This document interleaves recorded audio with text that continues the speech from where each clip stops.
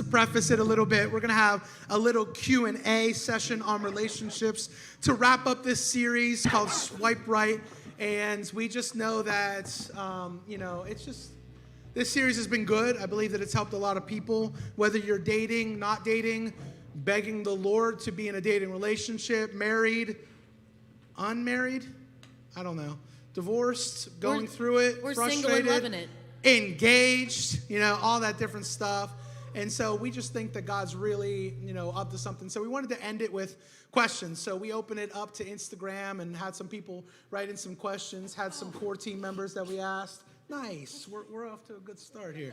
And so, but we, and I just want to, I want to hype up this girl over here before we go another second. But she has been obnoxiously behind the scenes, making so much things happen since the beginning of the new year. But the biggest thing that we have, had through this amazing woman's life has just been like, she cares for the health of our church and the health of our people. And so we have a title kind of, but not really, but chief of staff, chief of the world, chief of something. And so she has just been amazing in every way. And so her and her wife, Christian, are just, her and her husband, Christian, good times. And so her and her husband, Christian, have just been so amazing for this community and their beautiful baby Ilya. And so, all right, just give it up for the amazing Jenna Price. And so we were trying to think of what you were going to be today. We were like host, and then what was it, lead commenter. But then we decided that it was mediator. That is the word. Moderator, mediator. Same thing, moderator. And then obviously my amazing wife. She's had 3 kids in 3 years. She's amazing. She's awesome. She, how many love Anna, the pastor of the house? Like, come on. She's amazing. Thank you. And so, without her, I wouldn't be able to really talk about relationships, because she's, part of my relationship. Yeah. So it makes sense, right? And so, all right, so I'm going to hand it over to Jenna and let her moderate this bad boy. Wait. So I was going to say real quick, we need to give it up for her shoes. Yes! We need to give it up for Jenna's shoes right now. Is that pure? Is that pure snakeskin? It is not. It is not. Okay. All right. Well, one more time. Let's just give it up for the Q&A session. Yes. Let's go. All right. So we're just gonna start out. Okay. We're going right in. Yeah. We're going in. We're going in. Okay. Best advice to a single woman right now, Anna. Ooh. See, I love this question because I myself probably could have written a manual for what to not do when you're a single woman. So I think my advice to a single woman right now would be to date the Lord. And so many people say, do you, maybe travel, maybe do all that stuff. That is awesome.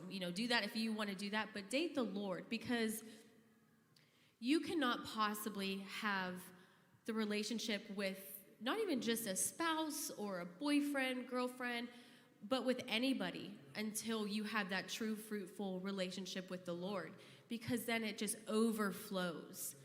I found when I was single, not dating God, but dating everyone else, I found myself just angry all the time, on edge all the time, and I didn't know why. It's because I didn't have that peace, and it's because I didn't understand what a true relationship, I guess, should look like. I thought, what do they want from me? Or what even do I want from them? It was a very, I don't want to use the word fake, but temporary transactional relationship, because that's what I thought that it was. Yeah.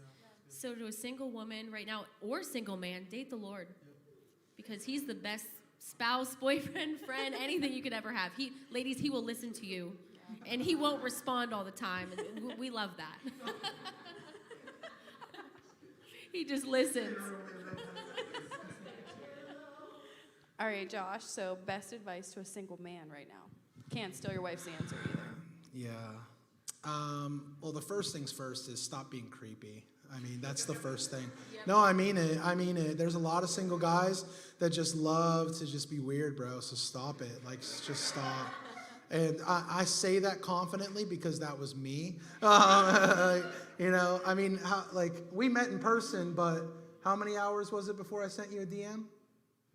It wasn't long, but I honestly wanted it. Oh, there you go. so it wasn't creepy.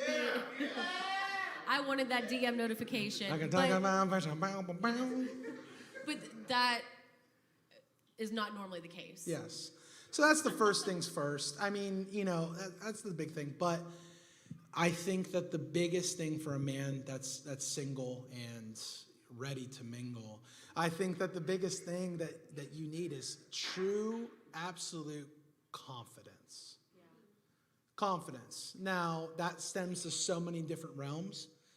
I don't necessarily just mean confident as like you have it all together and this and that. No, I mean from a confidence of like you know who you are in Christ, and that you know who you're like what your identity is, Because here's the thing, like when you try to find something in another person that is going to fix you and going to give you the confidence that you need, that person will never. Some of you are like, I've only really made it to like 4 months in a relationship and it's never really gone past that. You know why? Because that's when you start to show your true self. People start to see the real you. So that 4 to 8 month mark, people are really seeing the real you. And that's why relationships end so fast.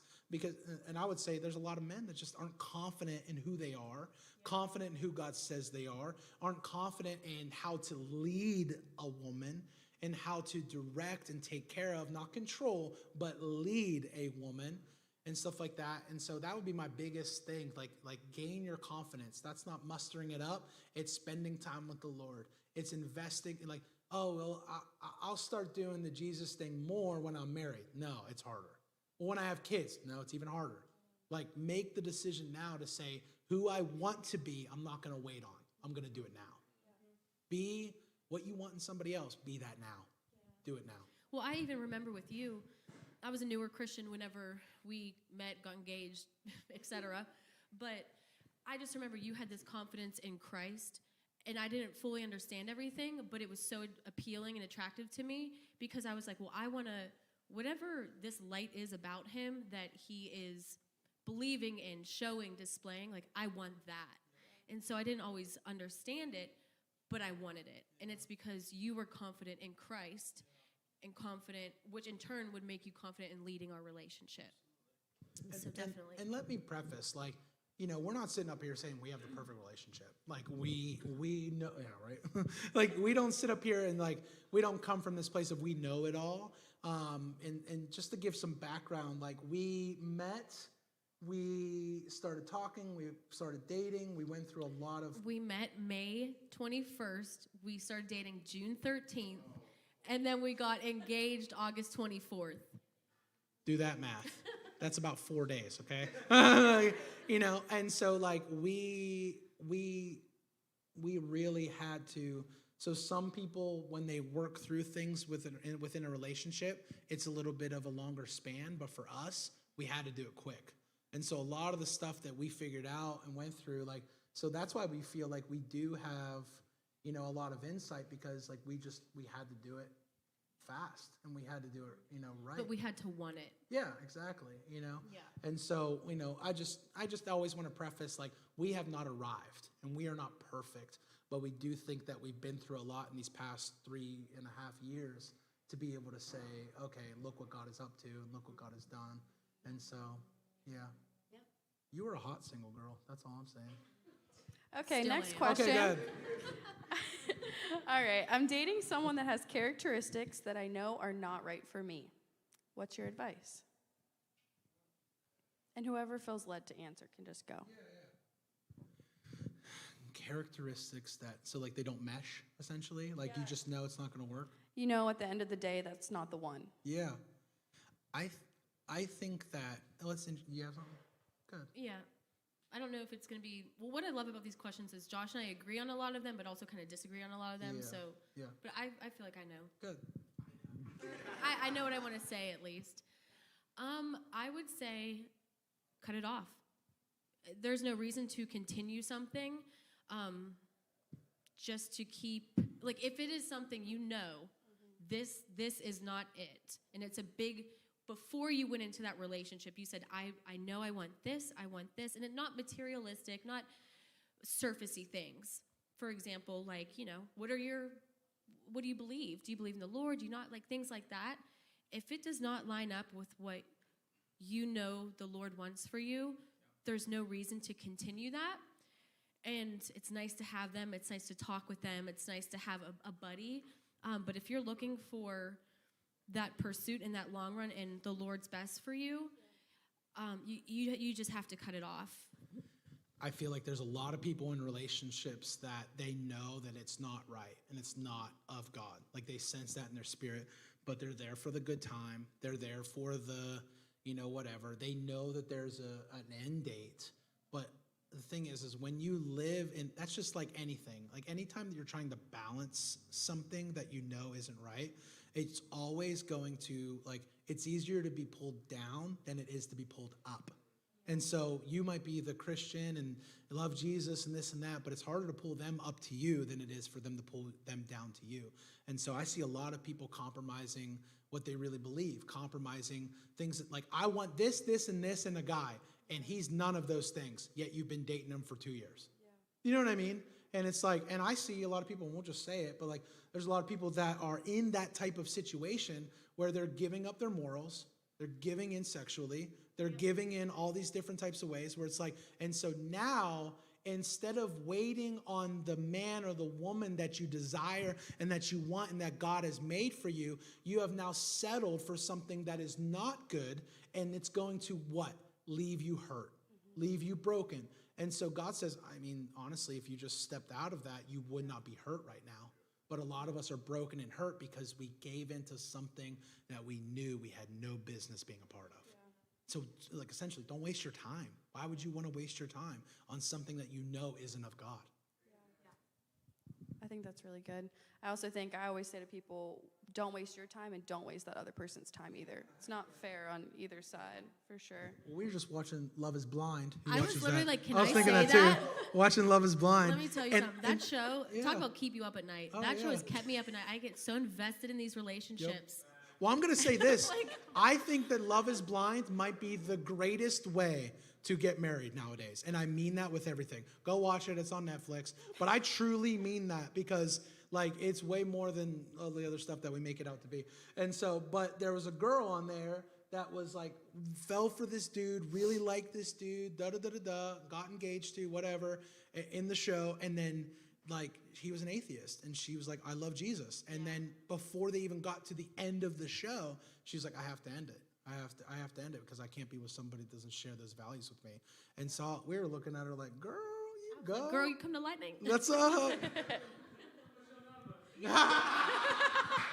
you dog. She was cute too. Oh my gosh.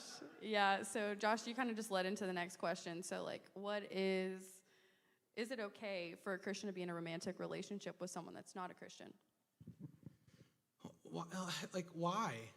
Why would you want that? Truthfully, why would you want that? For men, for any other reason than being a dog, let's be honest. I'm going to be honest with you. There was a difference in the type of girls that I hung out with because we don't date, we hang out now. And there was girls that I would hang out with and I went, I do not see her being my future wife. And then there was girls that obviously I hung out with that I felt okay, I could see this becoming something. I treated those girls vastly different. And that was not okay with me. And so I feel there's a lot of men where we go, that's not destiny, that's not God. I don't think that she's going to be my wife. And so we turn into a dog.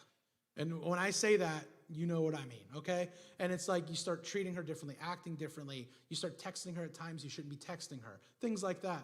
And so that's where I would say, when you're pursuing something that you know isn't godly, isn't God's best, or you just know this person isn't for me, you are truly just, it kind of goes with what I was saying before, you are walking into a mess. Yeah. And you are walking into nothing but pain and hurt. And it might not be painful or hurtful for you, but as a man, it's painful and hurtful for that woman and what you were doing and the emotions that you were messing with and all that different stuff. It's not fair. Yeah. It's not okay. This is what I'll say to that question as well, though.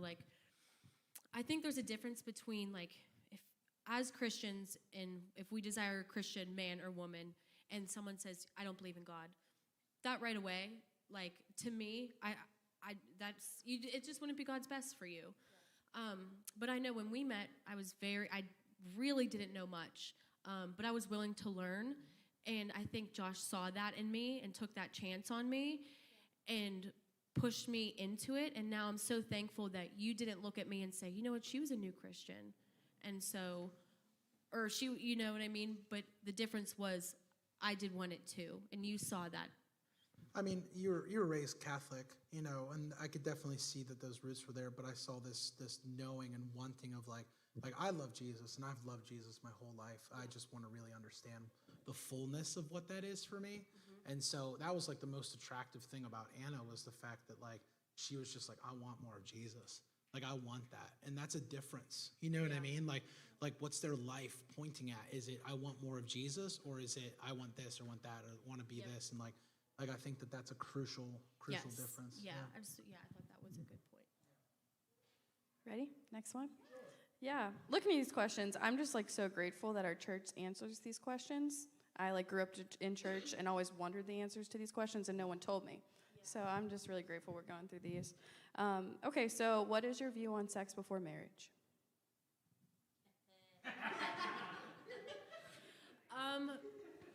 I mean, we can talk about it coming from someone who didn't have sex before they were married and coming from someone who did. I think we could both bring two amazing like views of like what your experience was for waiting and then what my experience was and is not waiting. I think that's great.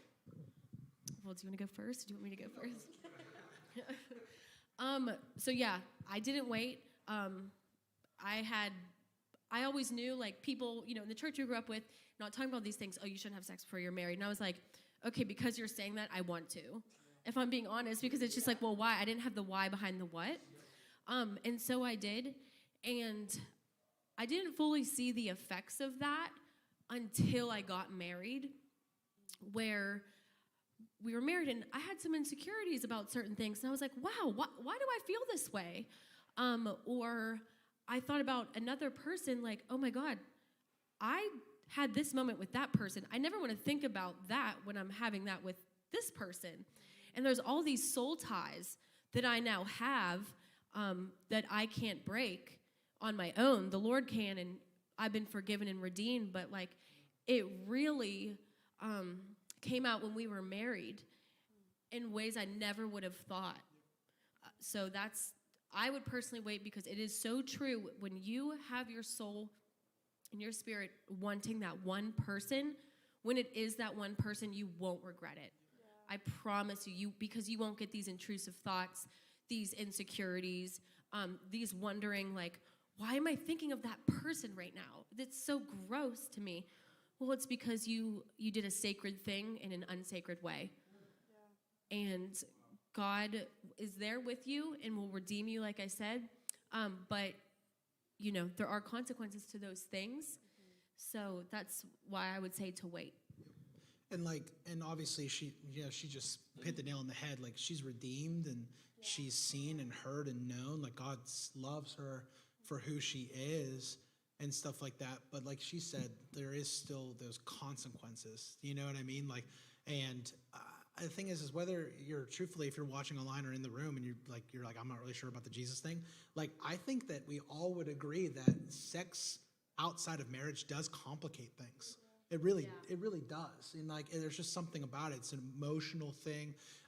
You know, it ties you to that person. Like she says, soul ties. Makes breakups 10,000 times harder. Oh my gosh, yeah. I mean, and like, it's just like, so I've witnessed people literally take dramatic steps off of their God-given destiny because they were in a relationship where they're having sex consistently for months. And now they're like ready to get into a Christian relationship, you know, because it ended and they're hurt and they're broken. But now they're literally like still looking for what it is that they had before. And so that's where I'm like, yeah. I think this is a really good point too. What if someone says, well, I know they're the one. I know that this person's Then the one. marry them. But even if... I mean it. Like, marry them then. Yeah. Like, go down why, to the courthouse. Go down to the right courthouse. On, you know where it's at. What's the way? Because if you're so darn sure, then why not do it then? Well, that's a commitment. I think that sex is a bigger commitment than getting married to somebody. Wow. It is. Because it's something that literally messes not just with your external, not just with the way you navigate life, but it messes with your soul. Your soul is more important than your flesh, than your body. Literally, your soul is something that's deeper and crazier and bigger. Like, so it's like protect that more than anything else. You know, and I don't think that we've talked about that in church, where it's like, that's the thing that we should be protecting. Like, some of us are like, well, you don't want to get divorced, or they get that. And it's like, well, don't worry about that stuff. Worry about your soul first. Like, that's the biggest thing. Because the enemy knows so well that our generation and being young, that is such a temptation, and he loves using that to get in, because you don't really always think about it at the moment. Well, we love each other. I'm not doubting that you love each other, but love each other enough to know what's best for each other and wait. I mean, there was just a statistic that came out that it was like, I can't remember the exact number, but it was a high number of people that before they lived together, they got married, then lived together. There's a dramatic high number of people that stayed married. Like, the divorce rate is less for those that literally got married, then moved in together. Because like the culture is just so shifted, where it's like, well, you gotta live together. You gotta try it out, right? You gotta test drive the car before you can make that type of commitment. You gotta do this. Well, if I'm test driving, and I'm talking sexual, like if I'm test driving something to decide if this is something that I should be with for a long time, then right then and there, I've made the decision that we're not doing this together. I'm doing this for me. I'm not willing to grow with this person and move with this person. I'm willing to do what is in it for me. And anytime you start something with what is in it for me, then it will fail. It will inevitably fail. But here's the other thing. If you're looking at that person and go, I'm in it just for them, and I want to fulfill them and fulfill every piece of them, that's going to fail too. Yep. When you don't worry about God as the head and worry about yourself as well, and you just focus on that other person, you'll give in things that you never wanted. You will do things that you never actually desired, because you're longing to keep them satisfied instead of keeping God satisfied. There's such a difference. I think this is kind of funny too, like just being so, open to, like, I remember times when we were like dating and engaged, I was like, come on, Josh, like it's not that big of a deal, But I'm so thankful that I had a man that was like, no, Anna, we're gonna wait. And I was like, okay. But that shows how, like I said, the enemy knows that's a temptation. And I'm just saying it. Come on, Josh. No big deal. Come on. Pit for patter. But also, I could pause and just say something, though. Yeah. I appreciate this, though, because this is real. And this is when you know you found your husband, because he's saying, no, Anna, I love you more than to let you do this. And so, yeah, I know it's funny and awkward, but that's real. And that's a question that one of you in here is going to get asked. And you have to be strong enough to say no. That's right. Yeah. That's how I knew, honestly, that's how I knew I loved Josh. Yeah. I'll be truthful with you. I do not think that we would have gotten married if we would have. I think that you had so much mistrust in you from men that if I would have given into that, you would have left. I automatically would have gone into, well, do you still love me? Like, are you okay? Like, am I okay?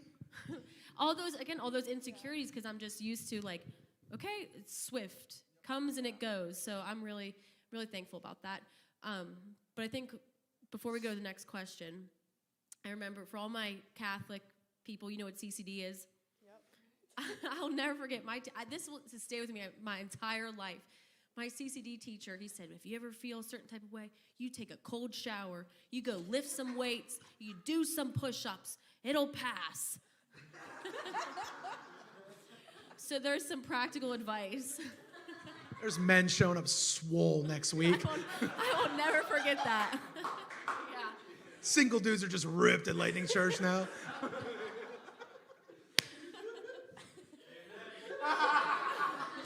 You leave it to Carmen for a good outburst. I love it. How will I know when I'm ready to get married? Is there really such a thing as the one? Oh, I know we disagree on this question. Go ahead, you go first. This question alone, I'll never forget when we did marriage counseling. I was blown away. I was shook that Josh would think that there's not the one. that I wasn't the one. And it's still, I get a little bit heated when we talk I about it. didn't say that. I am the one. I never said that you're not the one, but I've made. Go ahead. I don't know. Who else would be your one? Well, no. And now when One's he enough, believe me. The one is enough. But when he explains it, I definitely see what he means now, like 3 years later after I've really thought about it. But I personally feel like I think it's actually easier if you go first because I'm All about right. to say what you say. So I do not truly believe that there is the one. I do not, because I believe that there is many of the ones that can fit and mesh with who you are. I really truly believe that. So what it comes down to is finding a person that you know is God leading you to this person and all that different stuff. And then, because here's the thing, there's people that are married that now come to church and accepted Jesus, and they're like, well, I never went through the process of looking for the one. I just kind of got into this circumstance and now I'm married. So now what am I supposed to tell you? That person that you're married to is not the one? Right? And so I believe that who you are with, who you got married to, that is your one. That is. And so like this is where I make the argument to say that, like, you know, if you know that the Lord is leading you and moving you towards this person, then pursue them, be with them, and then eventually obviously get married to them.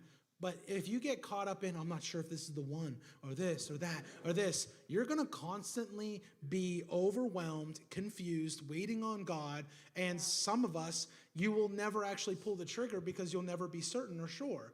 And so with God, I never, ever know a yes, but I always know a no.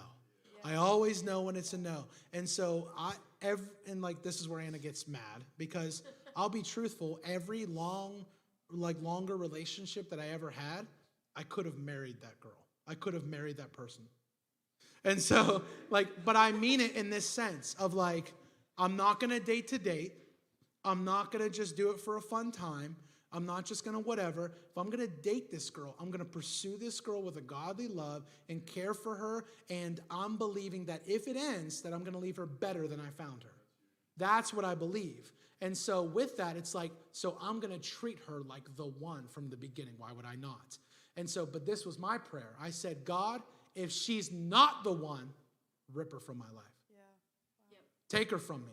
Because up until that moment, I'm going to treat her like the woman she deserves to be treated like. And so I treat her like the one. And so every relationship that I've ever been in, they broke up with me. You know why? Because God knew my personality and my heart to say that I'm going to pursue this woman in a godly fashion and treat her the way she needs to be treated. And so God was the one that ended it. You know what I mean? That's what's beautiful. And at the end of the day, if you would have said, no, Josh, I'm out, peace, whatever, I would have known that I left you better than I found you. Like, that was the truth. Yeah. But thank God you didn't leave.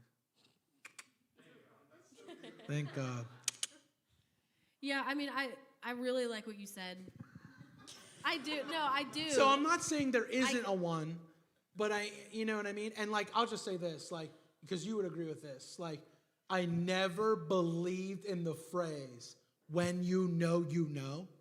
I never believed that. I thought it was stupid. All right?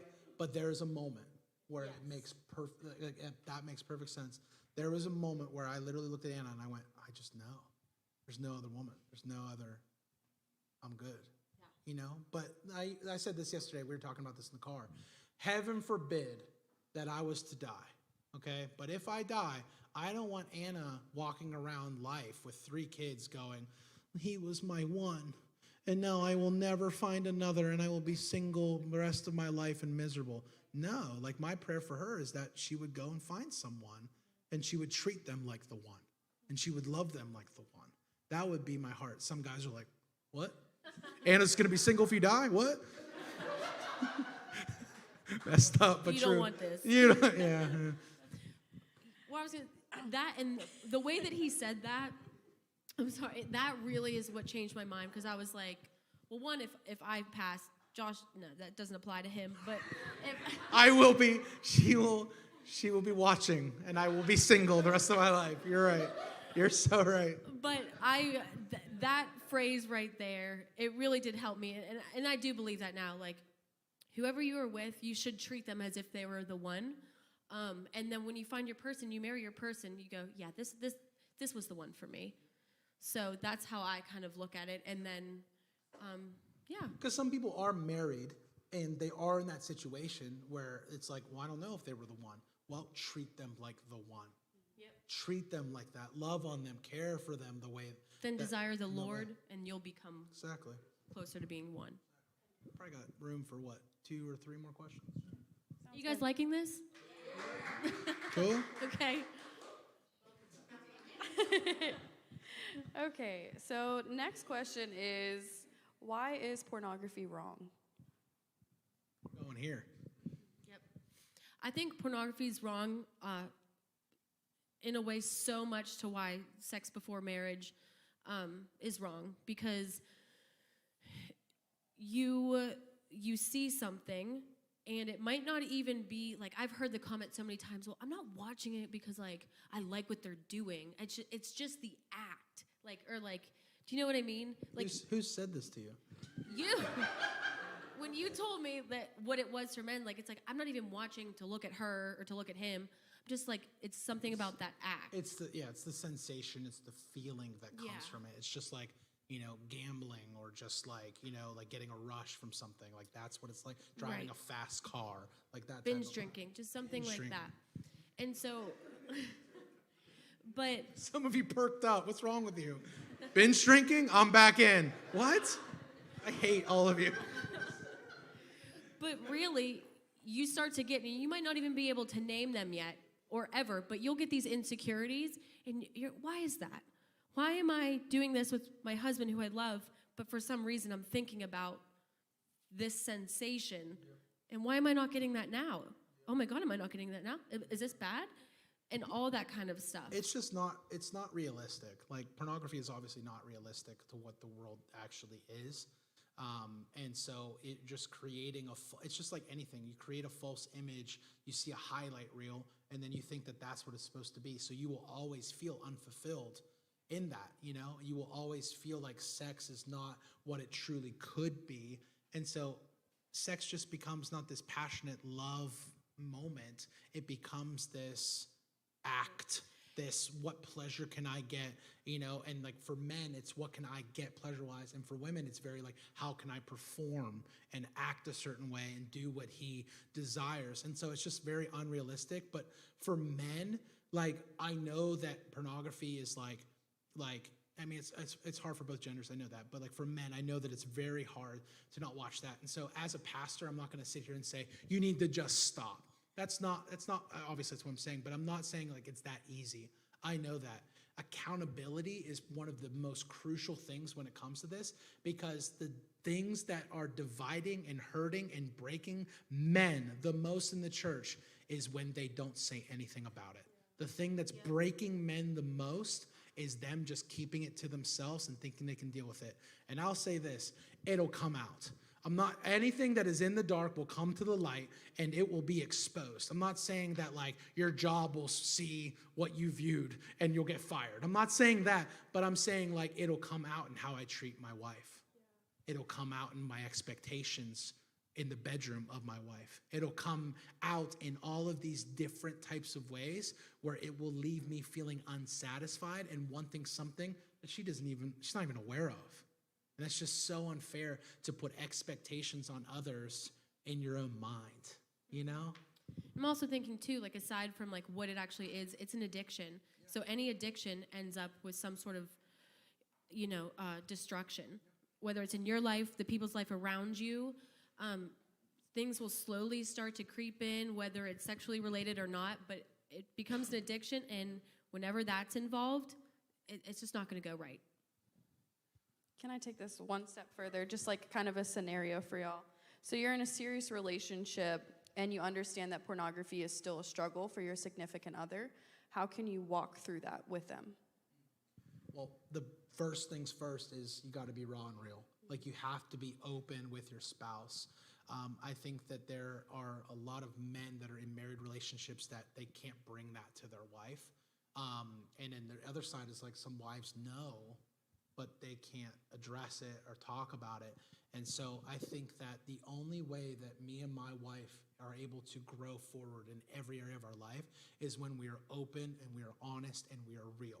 And now with that, it means sometimes we got to be in the right setting. It has to be the right time. Got to do timing to share these things that are heavy, but, I think that that's like the most crucial thing is open dialogue. And like we always say this to each other, but grace has to just be around. Nobody's perfect and nobody has it together.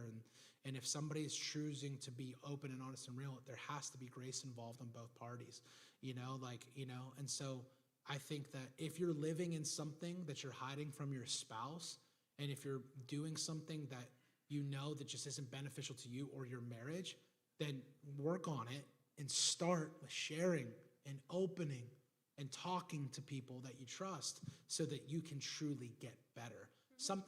Weight gets off of you when you share it out loud. Like there starts to become weights that come off. Yeah, I completely agree. And, it's easy to like get overwhelmed and sad and all those emotions at first, which is totally understandable.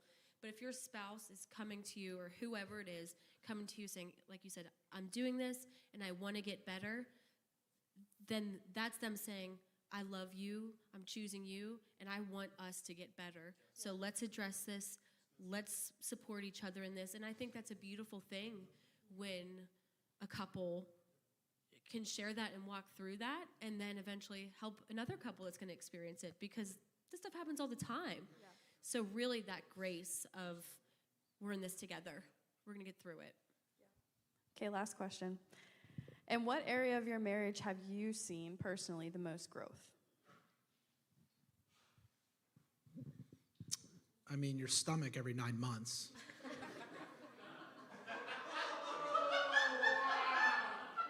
But Bona leaves. Somebody left the room. And whose fault is that? I don't know. It takes two to tango. That's all I'm going to say on that. So weird up here. No, you can go first. Without a doubt, I'd say my temper. I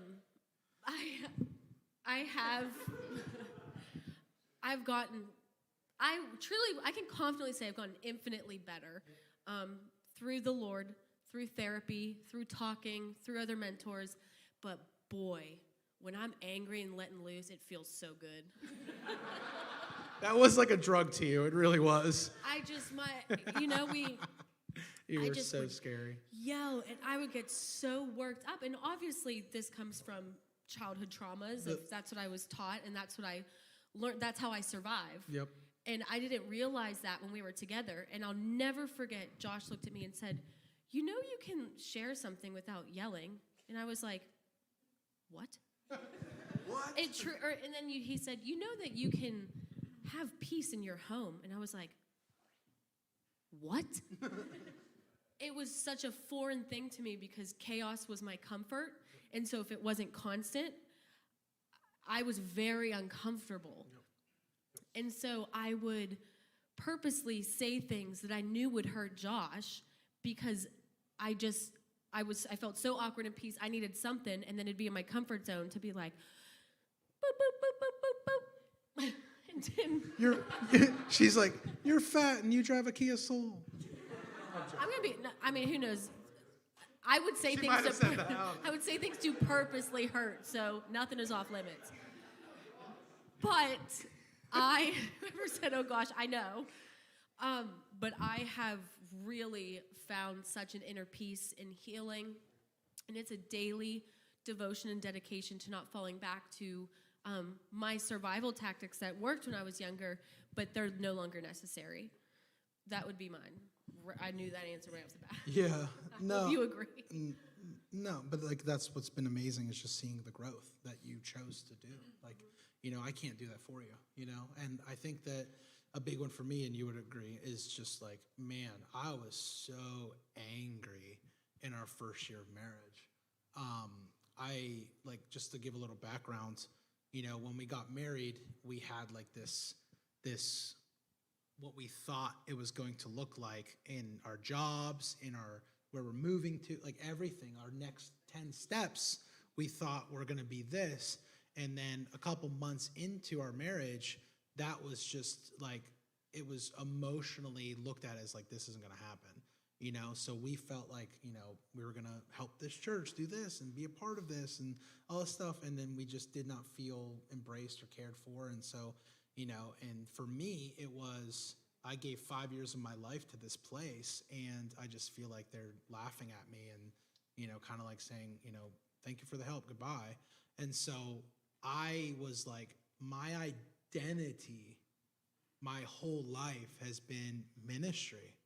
My identity for the longest time has been, you know, what I'm able to create and do ministry-wise. And so, but this is what's so cool is like God knew. And so, but I'll be truthful, you know, Anna being angry and upset and this and that and yelling at me, it led me to just feel even like, and I'm not saying just because of that, but like that didn't help, obviously. But I had this deep-seated anger that I was able to keep at bay and never share with anyone. But now that I had a person right next to me, she felt all of it, and she received all of it. And so, man, I remember there was times where like I hate it. I just yelled at you so loudly, and it was just like, and I literally yelled like, why aren't you listening to me? Like things like that.